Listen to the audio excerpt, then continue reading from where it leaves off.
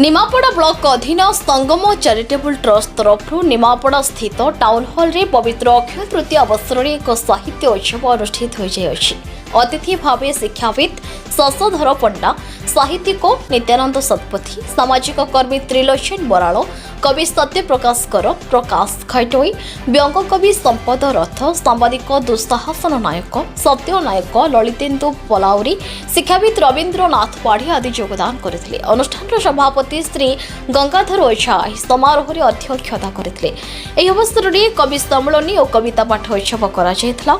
एथिरे नियालीर सस्मिता भोल अस्तरंगर गंगाधर बेहरा सौदामिनी दास प्रमुख कवि और कवयित्री सेमानकर कविता पाठ करथिले। सांबादिक क्षेत्र में सांबादिक सत्यनायक विचित्रानंद साहू स्तंभकार ललित पलाउरी दुशासन नायकों को संबर्धित कराଯାଇଥିଲା। आकाशवाणी कटक केन्द्र उपस्थापिका विश्वमित्रा मिश्र यह कार्यक्रम को संयोजना करथिले।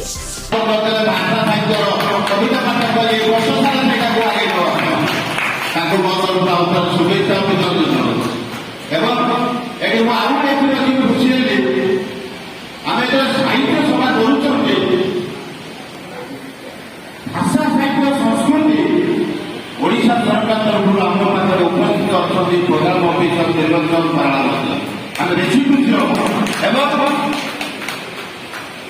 भाषा साहित्य संस्कृति समस्त अफिस अच्छा मुझे तीन जन देखुची सब आम त्रिलोचन बराड़ महोदय मधुसूदन दास महोदय राउतराय महोदय या जेत डाकिले भी आसती आम साहित्य प्रोग्राम कर